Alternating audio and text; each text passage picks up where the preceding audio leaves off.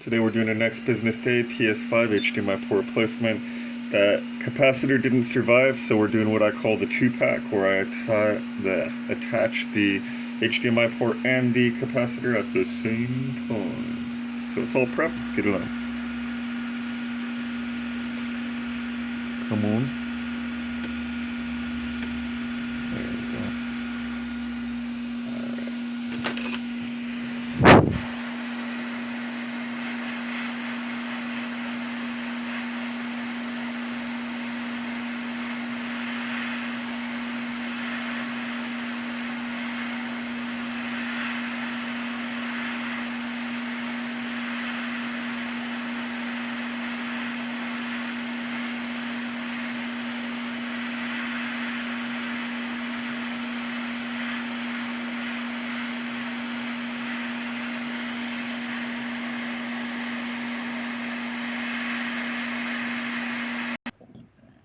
Alright, we got the post secured. Let's check out the pins, bolt her up.